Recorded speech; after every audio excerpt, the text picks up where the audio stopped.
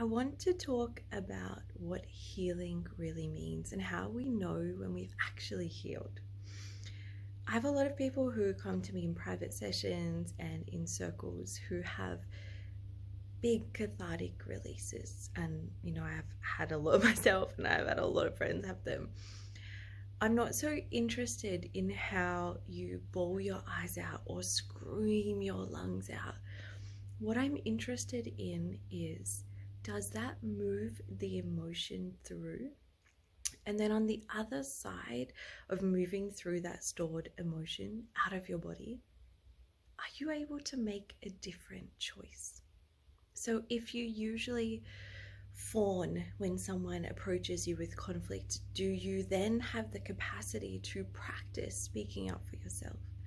Or if you usually feel not worthy when an opportunity is offered to you, do you then feel like, yeah, I can say yes and I can figure it out later?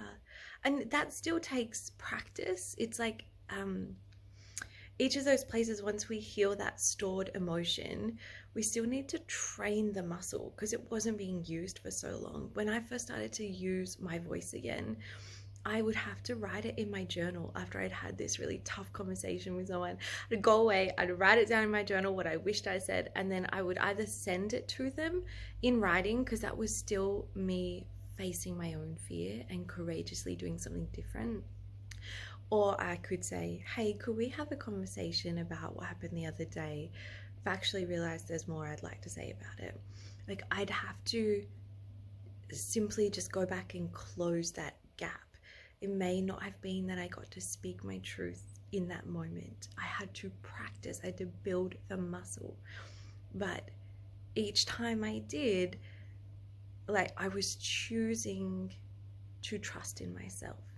I was choosing not to believe that old story. And I had the spaciousness to do that because I'd felt and I'd grieved and I'd seen that what I experienced wasn't healthy and the ways I chose to go about it wasn't healthy, and I released it and I chose something different. So I just want to share that